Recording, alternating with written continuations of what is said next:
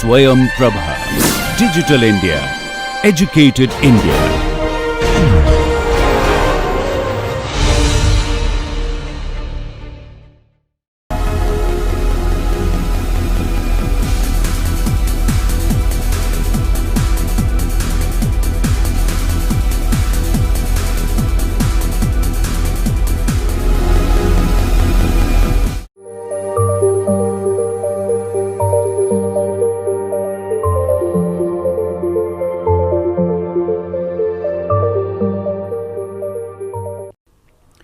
Welcome viewers, we were discussing the stability of slopes, and in our previous lecture we had started the infinite slopes. In infinite slopes we started with the slope in sand. Here we had assumed the plane of rupture to be parallel to the ground surface, and then we had found out the stability, and it was concluded that if the slope is steeper than phi, it is going to be unstable. Then next case we took infinite slope in C phi soil. So now additional C component was also there, and there we found out the expression for the stability, and then different cases we had considered. So slope without seepage, in that case we had discussed three cases. Beta is the angle of slope.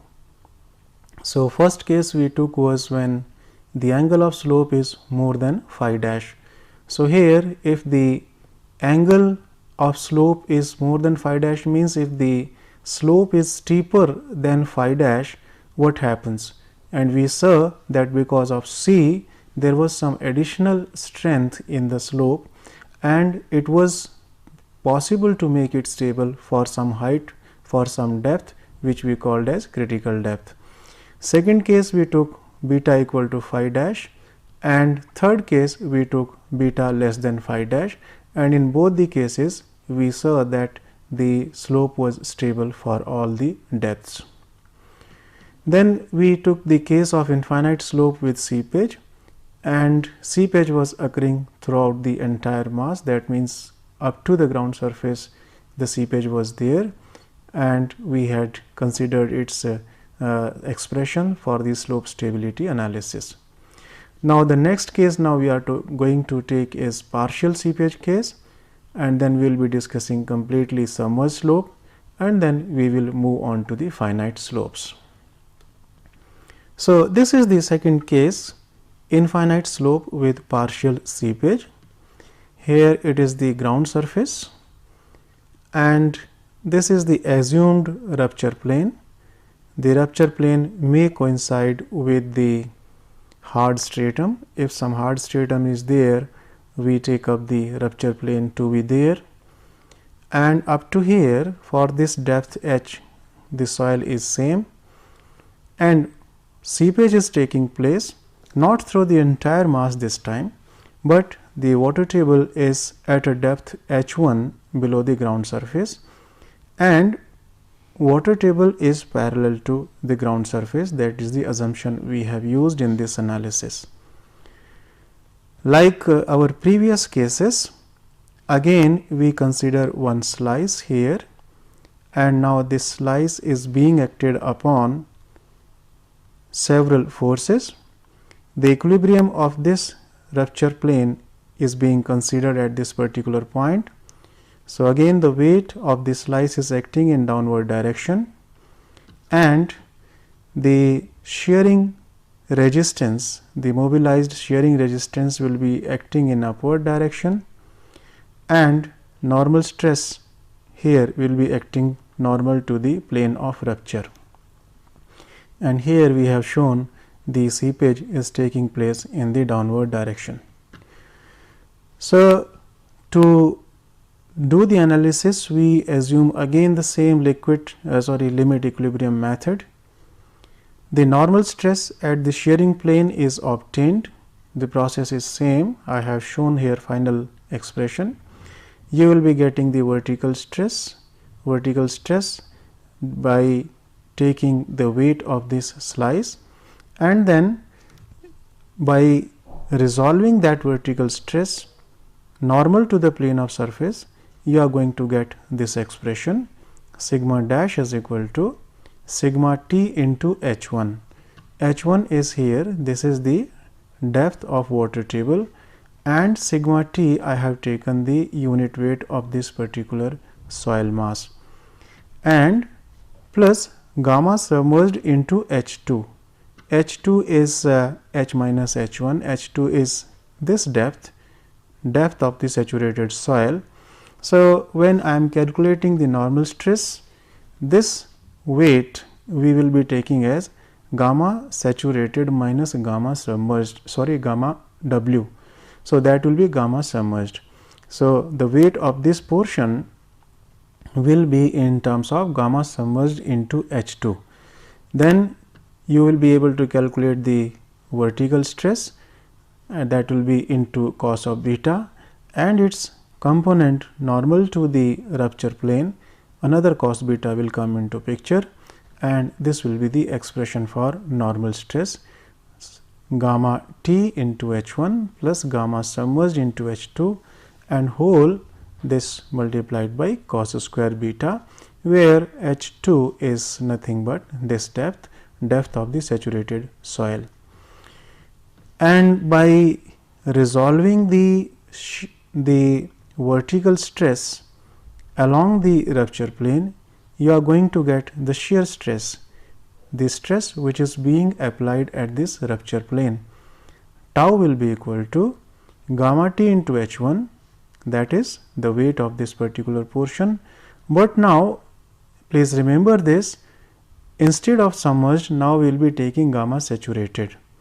It will be total weight which will try to destabilize it, and into H2, and this whole multiply by cos beta, this will be vertical stress, and then multiply by sin beta. So, you are going to get the component which is parallel to the rupture plane. Important point which you must remember here is in fact that here we are taking the effective stress. In fact, this was the quantity gamma t into H1, same quantities as like this, gamma saturated into H2, and then here minus gamma W into H2, because that is the buoyancy of water. So, the effective stress will be gamma saturated minus gamma W. So, here in this case the term which has to be remembered, which you should make note of, is gamma submerged, and in shear stress it is gamma saturated. This is very important point as far as the analysis is concerned. So, for a stable slope, the shear stress which is acting on the rupture plane should be equal to the mobilized shearing resistance, and let us say the parameters, the mobilized parameters are Cm, Cm is the cohesion, and phi m it is the internal friction, mobilized value of internal friction. So, for stable slope, tau will be equal to Cm dash plus sigma dash tan of phi m dash. This is the mobilized shearing resistance, and it is the shearing stress. Now, put the value of sigma dash here from the previous slide. So, Cm dash plus gamma t into H1 plus gamma submerged into H2, this into cos square beta, this value was sigma dash into tan of phi m dash, and here it is the value of tau, that is gamma t H1 plus gamma saturated into H2 into cos beta sin beta.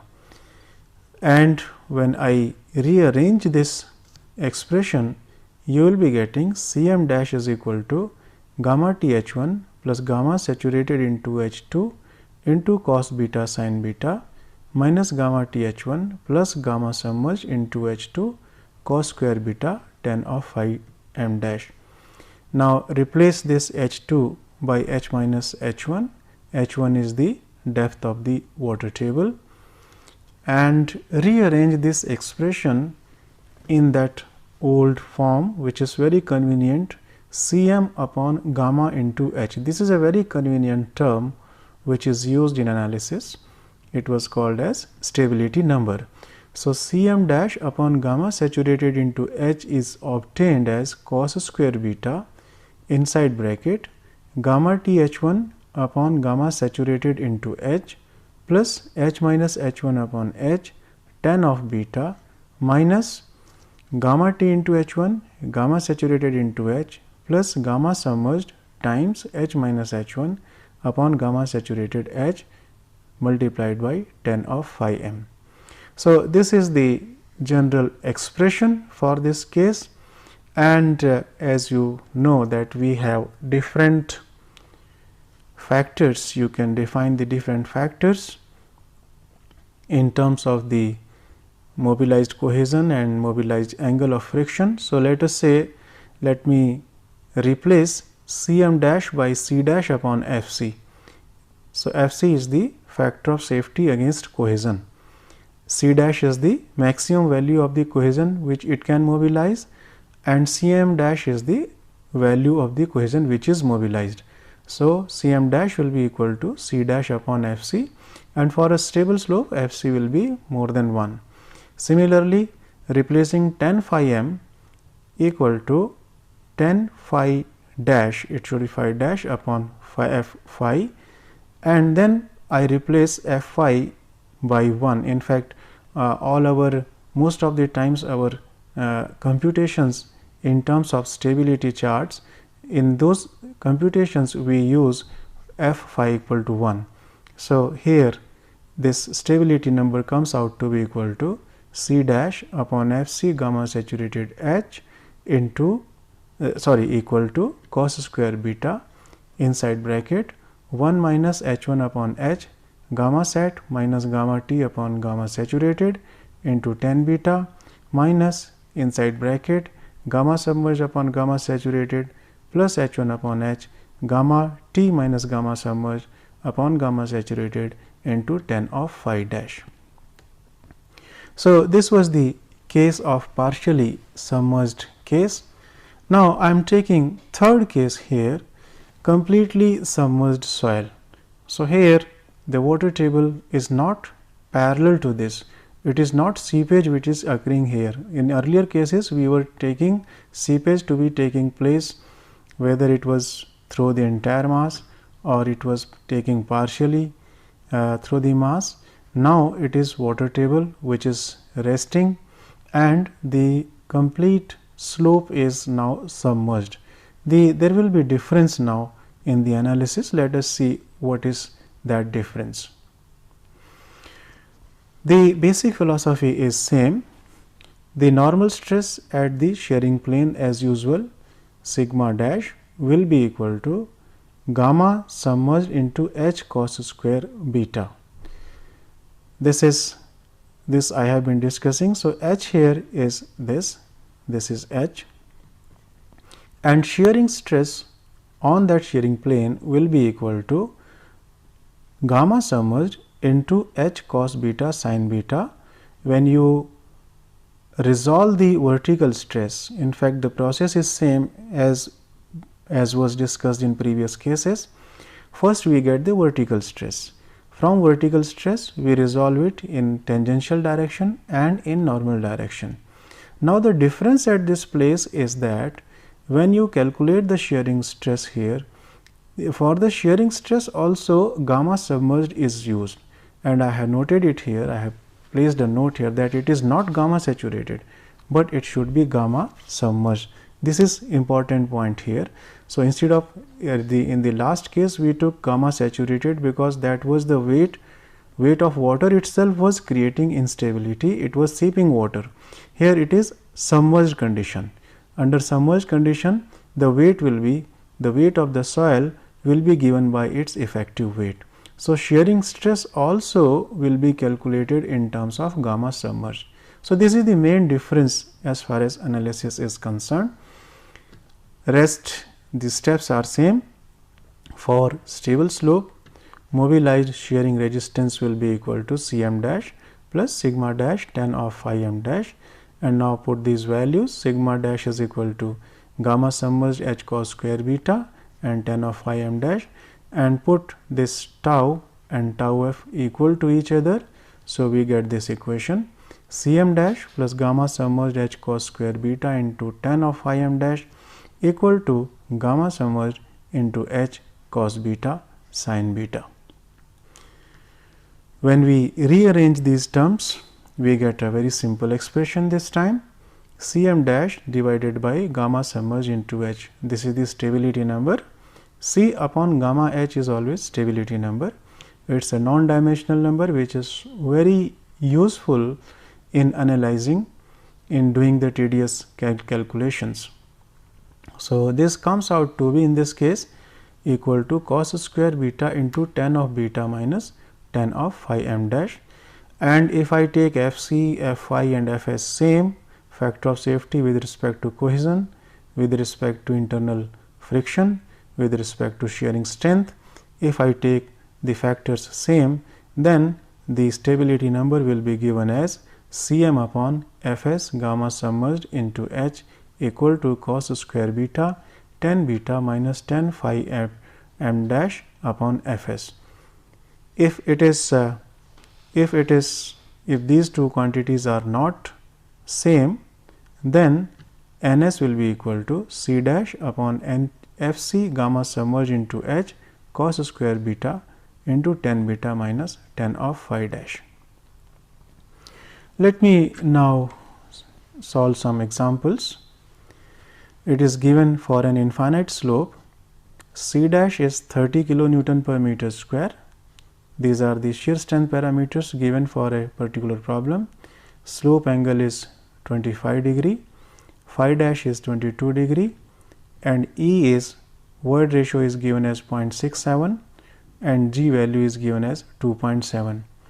We have to compute stability number and critical height of the slope for number first dry condition, second water seeping through the entire mass, and third water table when it is 2 meter below the ground surface, and fourth case is slope is completely submerged.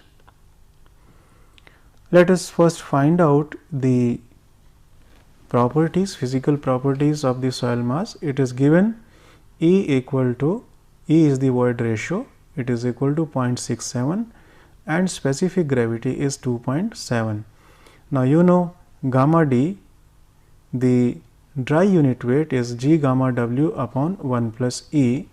So, this becomes 2.7 into 9.81 upon 1 plus 0.67, that is equal to 15.86. Please note here that above the water table in this particular case we shall be taking gamma equal to gamma dry. If some other value is available, you should use that value. Gamma saturated is given as gamma w into g plus E upon 1 plus E. These are the standard expressions which are available from our soil mechanics principles, and when I put these values here, so gamma w is 9.81 kilonewton per meter cube, g is 2.7, E is 0.67, and I shall be getting the gamma saturated as 19.79 kilonewton per meter cube. And gamma submerged will be this gamma saturated minus gamma w 9.98. Now, the first case was to solve the problem of dry soil mass, and this was the equation of the stability number. You can refer to your previous lectures. Ns was C dash upon Fc gamma h cos square beta tan beta minus tan phi dash. So, put these values. So, Ns will be equal to cos square 25 beta is the slope angle. So, tan of 25 minus tan of 22. So, Ns comes out to be 0.051. So, 0.051 is now known to us, and this quantity C dash upon Fc gamma h, and when we take the critical height means maximum height for which the slope will remain stable. So, for critical height Fc is taken as 1 and h will be the critical height. So, h will be, take h on this side, C dash upon this is Ns gamma into h, and when you put these values answer is 37.09 meter. So, this is the stable height. If the seepage is occurring through the entire soil mass, then the expression for the stability number was Ns equal to C dash upon Fc gamma saturated into H equal to cos square beta inside bracket tan of beta, beta is slope angle, minus ratio of gamma submerged and gamma saturated multiplied by tan of phi dash. Please remember that in these expressions we use f phi equal to 1. So, Ns will be equal to cos square 25 tan of 25 minus gamma submerged upon gamma saturated into tan phi dash for f phi equal to 1, and when you put these values, Ns comes out to be 0.216, and now put this expression here. So, Hc you can get now Hc is equal to, take Ns on this side 30 upon this value, and you will be getting the critical height 7.02 meter. Third case is it is the case of partial submergence. It is given that water table is 2 meter below the ground surface. So, H1 is given to you, and here it is the equation of the stability number C dash upon Fc gamma saturated into H equal to cos square beta inside bracket 1 minus H1 upon H, this ratio. H1 is the depth of water table. So, that ratio multiplied by this ratio gamma saturated minus gamma T upon gamma saturated into tan of beta minus inside bracket gamma submerged upon gamma saturated plus H1 upon H gamma T minus gamma submerged upon gamma saturated into tan of phi dash. Now, it is in this case you can see we cannot solve in one step, because when we are putting Fc is equal to 1, the term H, this is coming on this side as well as this is coming on this side. So, we have to use some trials, and this is one of the way that you can start with some assumed some reasonable value of H, put it on right hand side, you will be getting some value, solve that, get new H, again put that new H into this expression and repeat these steps. So, let us say we start with H is equal to 35. So, putting this value, we will be getting this expression Ns is equal to C dash upon gamma saturated into Hc into equal to cos square 25, and now every term on this right hand side is known to us. We have assumed H. So, everything is known, it comes here, and when you solve it, this value comes out to be equal to 0.21. Once it is available, now I can calculate this. So, Hc comes out to be 7.21. So, this Hc is in fact next trial value. Now, put next trial value as 7.21 and get Ns again. From Ns again get Hc, this time you will be getting 8.85. So, in fact, it needs only around 5 or 6 trials, and every time what you are going to do is you are calculating. So, you are solving the right hand side value, then you are putting it here, getting new value of Hc, again put it here, again get new value of Hc, and so on. So, within around 5 to 6 trials the solution is going to converge and you will be getting the final value. So, in this case this was the final answer. The fourth part of the problem was that if the slope is completely submerged. So, this was the expression for the completely submerged slope. Ns was equal to C dash upon Fc gamma submerged H equal to cos square beta tan beta minus tan of phi dash. So, put these values here, cos square 25, tan 25 minus tan 22, this time it is gamma submerged and n is equal to 0.051, you solve it. For critical height Hc, Fc will be equal to 1, So, HC comes out to be 58.94. So, we have solved all the 4 cases, and let us see, it is interesting to see what the results are. For dry condition, the maximum height for which the slope can remain stable was about 39 meter. If it was a case of seepage, the height reduced only to 7.02 meter.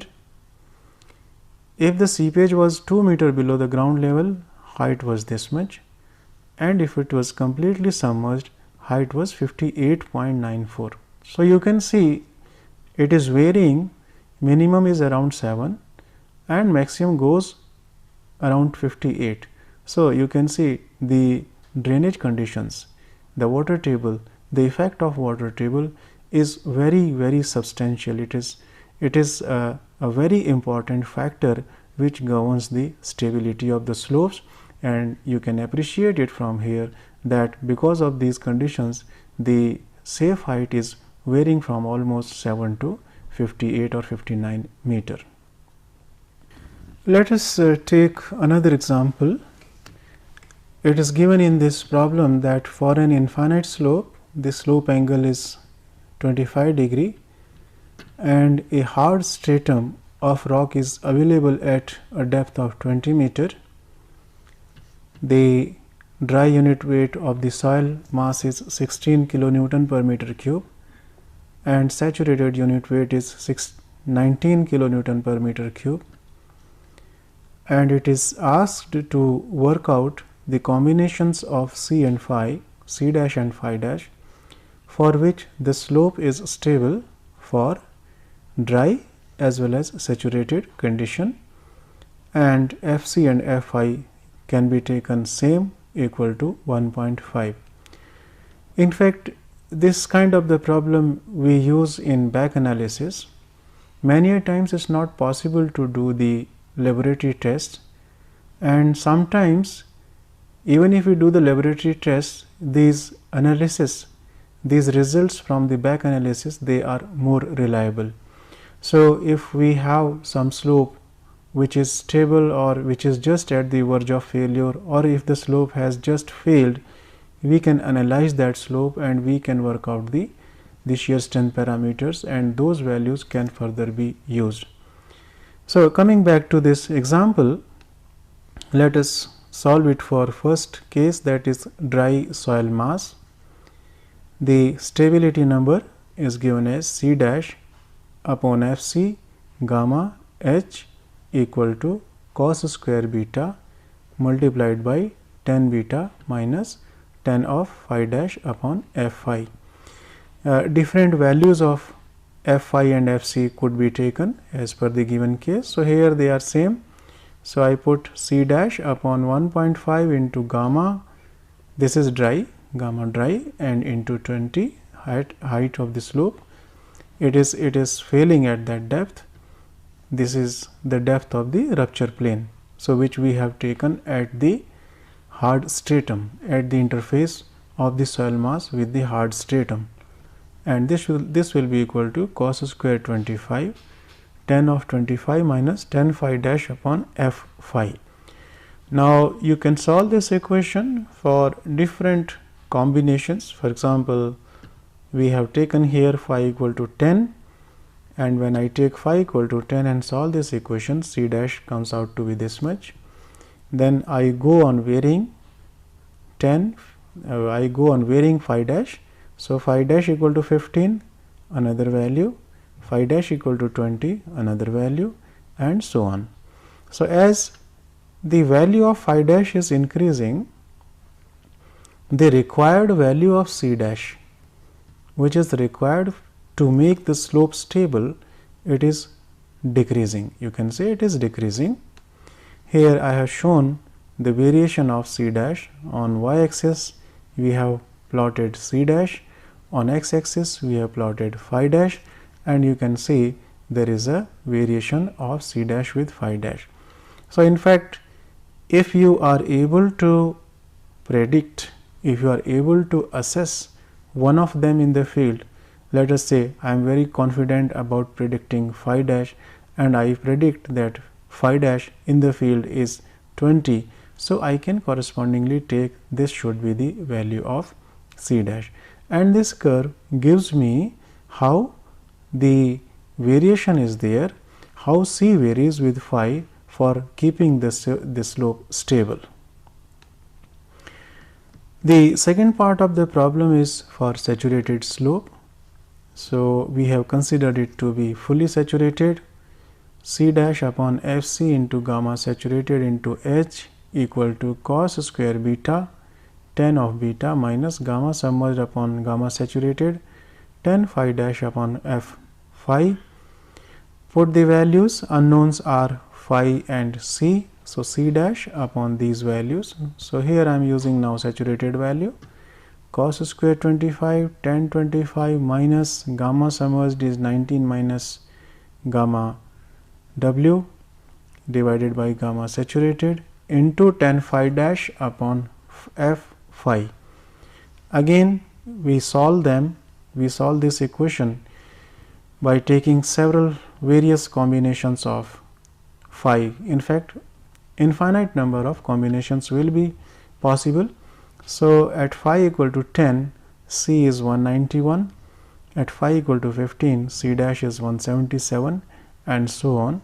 Again the same thing is happening. You can see as the phi dash value is increasing, as it increases C dash goes on decreasing, and here the variation is plotted. On x axis it is phi dash, on y axis it is C dash, and C dash you can see it is decreasing with increasing phi dash. For the sake of comparison, we have put these values together. You can see for 10 degree, if phi is 10 degree, then required C dash is 138.4 in case of dry slope, and if it is saturated, you can see a very high value 191.7 is required. Similarly, for 15 degree phi value, C dash required here for dry case is 113, where it is almost 178 for saturated case.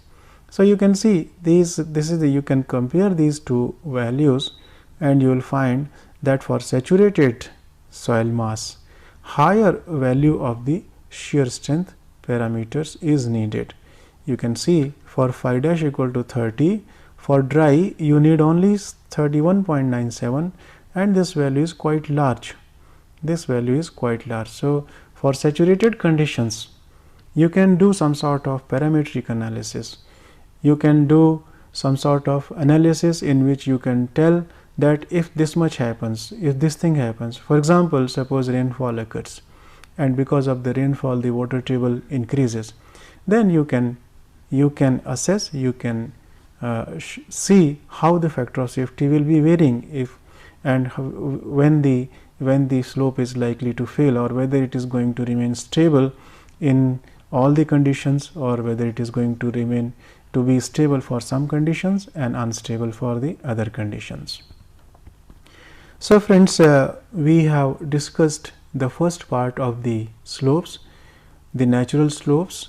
These were infinite in extent. In general, we took the rupture plane as a planar surface which was parallel to the ground surface, and then we had taken several cases. We had taken the seepage, we had taken the dry cases, we have taken the partial seepage, and also we have taken when the slope was completely submerged. And now let me move on to next important part, slopes of finite height. Those were slopes of infinite height. Now these are finite height slopes. Now for finite height slopes, failure is on, these are the some important points which I will discuss first, and then we will go on to the analysis. So failure is considered on a curved surface. In general, for the finite slopes means small, the extent is small, generally they are man-made slopes. The infinite slopes are natural slopes. For these finite slopes, failure is generally considered on curved surface. Most of the times we assume a circular surface in fact, but in some cases planar surface is also considered. See what happens if the soil mass is completely isotropic, we can assume a circular failure surface. But if there is some dominating discontinuity, for example, if it is a weathered rock and there is a bedding plane which is dipping towards the slope, which is dipping towards the valley or something like that, in that case when the discontinuity is there, then planar surfaces can also be considered. And in another example is when the slope is very steep, then also it has been observed that the planar surface may be assumed to be the rupture surface may be assumed to be planar. Secondly, the failure surface may pass through the toe, or it may pass above the toe, or it may pass below the toe. So, this is the second point. It can pass through any point, through the toe, above the toe, or below the toe. Now, this method, Swedish method, this was the first method which was started, which used using which the stability analysis was done. It is quite popular, and in this case the circular surfaces are considered. And again, limit equilibrium is generally considered. As I told you, limit equilibrium means we will be considering surfaces. On those surfaces we will be finding out the shear strength, we will be comparing those shear strength with the applied shear stress, and then we will know what is the factor of safety. Next point is that Coulomb's failure criterion is satisfied along the assumed failure surface. So, as usual, in last time also we considered the Coulomb's failure criterion. It's a linear criterion, and shear strength parameters C dash phi dash will be used, or sometimes total strength parameters may also be used. And the failure surface having minimum factor of safety is found. So, when you are considering a circular failure surface, there are infinite number of surfaces which may be possible, and we will be finding out the factor of safety, and that will correspond to the critical surface. Critical surface means that is having minimum factor of safety. Coming to there are different types of methods which we are going to use. The first category of the methods is the methods which consider only the whole free body. So, here entire body will be considered as a whole, and entire body will move as a whole. The subcategories, the examples of these methods are slope failure under undrained condition. For undrained clay soils, the slope failure may occur under such condition. For the slope failure under undrained condition, generally this type of the method is sometimes used. Second is friction circle method. In this method is also we use the entire body, and we treat the equilibrium of the entire body of the failing mass. And Taylor stability number also uses the same concept. There are other methods which do not consider the entire body as a whole, but it divides the body into many vertical slices. So, these methods are Swedish circle methods, Bishop's method, Bishop and Morgenstern method, Spencer method. So, what happens in these cases is we do not consider the entire body as a whole, we divide that body into slices, and then the slices are considered for the analysis. Let me come to one method, Kuhlmann's method.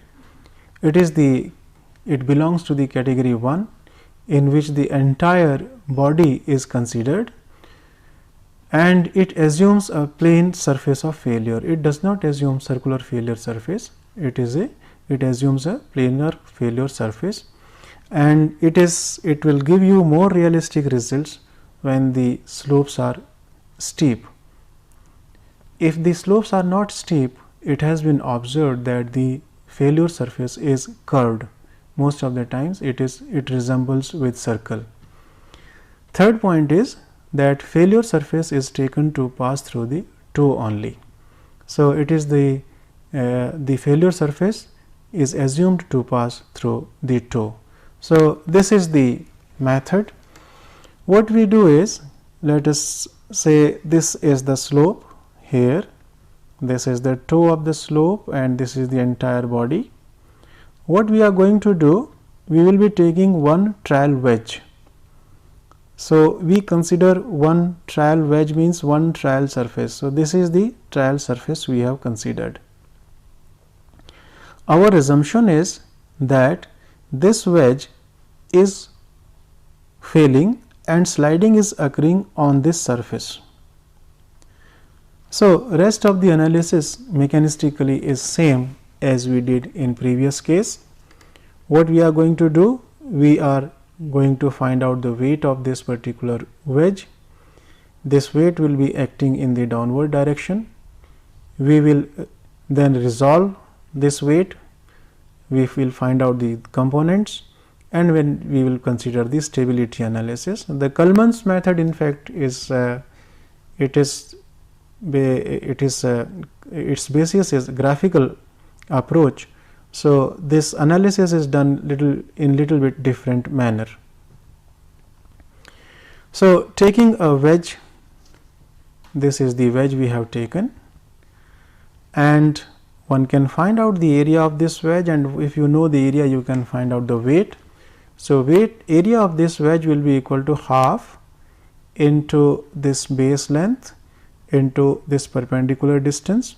So, half into L into dE, and this dimension AD can be obtained as, now this angle is beta, the slope angle is beta, and the the rupture surface which we have assumed trial surface, let us say it is inclined at an angle theta.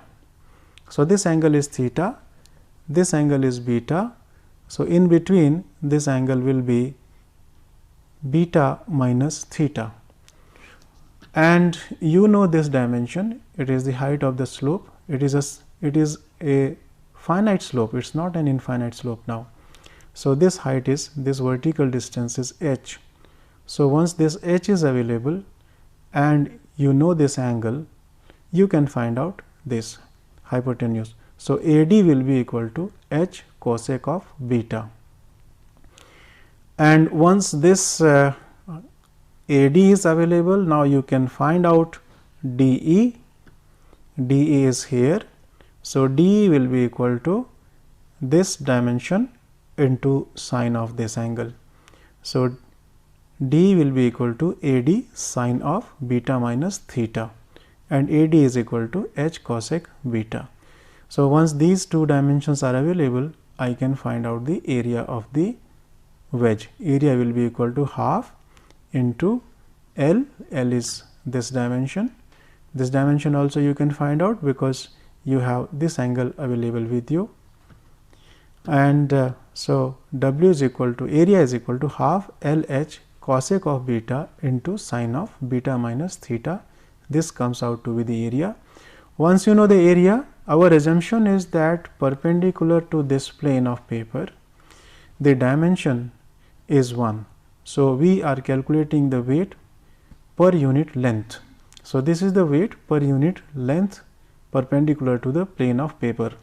So, W will be equal to half, you have to multiply the area by 1 and multiply it by gamma. So, W is equal to half gamma L h cosec beta sine of beta minus theta into 1. Now, this is 1 meter.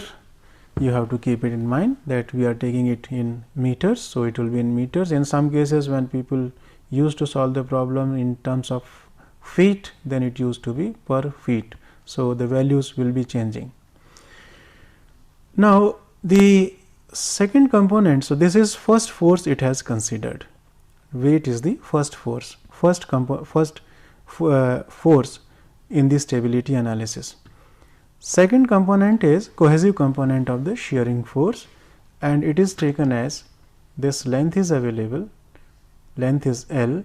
So, L into 1 that gives the area. So, L into L, and C dash, let us say it is the cohesion. So, C dash into L that gives you the shearing, the cohesive component of the shearing force. Now, we use a graphical method here. So, in this case the resultant R, this is the resultant R which is inclined at an angle phi dash with the normal, and so you can find out the inclination of this resultant R. R is the resultant of the frictional component and the reaction. So, its inclination with the vertical, its inclination with normal to the assumed plane, R is making phi dash with normal to the assumed plane, and it will be making theta minus phi dash degree with the vertical. So, we now know the direction of this resultant R, and we know the direction of C, we know the direction of W. So, one can complete this force polygon. So, this force polygon is completed. So, once this force polygon is completed, now use the property of the triangle. This is a cohesive component. So, here the analysis in terms of C is the cohesive component, R is the reaction plus frictional component, and W is the weight of the entire body. So, this is the difference in this method. We are using the entire body of the sloping of the failing mass as a whole. So, from this triangle, now from this force polygon, you can, it is a triangle. So, from the property of the triangle, this C, this vector C divided by sine of this angle. So, C divided by sine of theta minus phi dash will be equal to W divided by this angle. And you already know that R was making theta minus phi dash angle with the vertical, and C also you can find out because it is parallel to the rupture plane. Its vertical, its inclination with the vertical will be 90 minus theta, where theta is the arbitrary angle at which we have taken the rupture surface. So, you can find out this angle.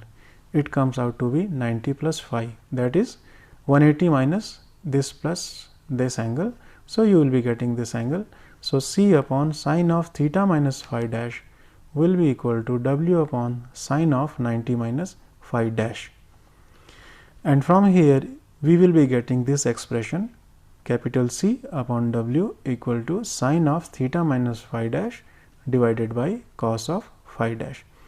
And when you put the values of C and W, the equation converts into this form: C dash upon gamma h equal to half sine of beta minus theta, sine of theta minus phi dash upon sine of beta into cos of phi dash. I have not shown these calculations, how to calculate W. You can find out in terms of the geometry of the body, and then finally this equation is obtained: C dash upon gamma h equal to half sine of beta minus theta, sine of theta minus phi dash upon sine beta cos of phi dash.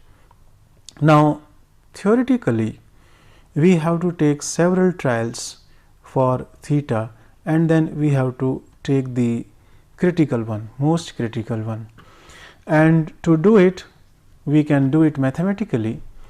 For critical value of theta, let us differentiate this term. It should be equal to 0. So, del by del theta of sine of beta minus theta, sine of theta minus phi dash upon 2 sine beta cos of phi dash will be equal to 0. Differentiate it, and when you differentiate it, first function differentiation of second minus second function differentiation of first, and take it on this side, it will be 0. So, finally, you will left with this expression: sine of beta minus theta into cos of theta minus phi dash will be equal to sine of theta minus phi dash cos of beta minus theta. and by solving this, then you will be getting the critical value of theta, that value of theta which gives you minimum factor of safety, and that comes out to be theta c is equal to beta plus phi dash upon 2. So, once this theta c is available, now we can put this theta c and the stability number of critical plane may be obtained. So, stability number for the critical plane comes out to be equal to, when you put value of theta c, it comes out to be equal to c dash upon gamma h c equal to 1 minus cos of beta minus phi dash upon 4 sin beta cos of phi dash. So, this is the expression for the stability number for the critical plane. You can change this expression for other planes also. Let us say for any other plane, for any other height also. This was for the critical plane. So, for any other stable height h and mobilized shear strength parameters, let us say Cm and phi m, these are the mobilized shear strength parameters. You can change this equation. So, instead of Hc it will become H, and then instead of C dash you have to replace it with Cm dash, and phi dash you have to replace with phi m dash.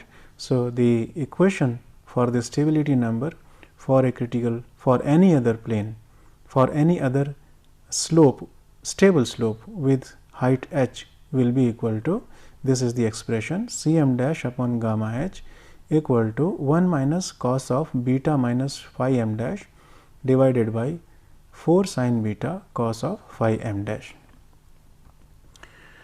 And critical angle expression is same, that phi m dash is put here is, so the the equation becomes theta c equal to beta plus phi m dash upon 2, and allowable height of the slope can be obtained using this expression from the previous expression. So, h is equal to 4 Cm dash sin of beta cos of phi m dash divided by gamma 1 minus cos of beta minus phi m dash. Lastly, let me take an example.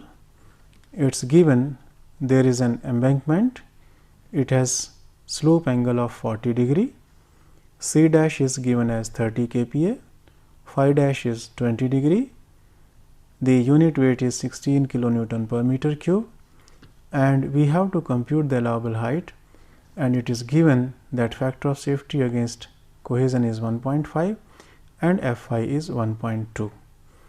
So, let us first calculate the mobilized shear strength parameters. So, Cm is equal to C dash upon Fc, that is 30 upon 1.5, it comes out to be 20 kPa, and 10 of phi m dash is equal to 10 phi dash upon Fq. So, 10 20 upon 1.2. So, 10 of phi m dash comes out to be 0.253. From there you get phi dash is equal to 14.18. Now, this was the expression which we had derived for the safe height, h is equal to 4 times Cm dash, that is 20 sin of beta cos of phi m dash divided by gamma bracket 1 minus cos beta minus phi m dash, and finally you get 31.12. This is the height. So, friends, today we started with some cases of the infinite slopes. In infinite slopes we have considered several sub cases, and then we started discussing about the finite slopes, and in finite slopes today we have discussed Kalman's method, and in the next turn we shall be proceeding further with the finite slopes. Thank you.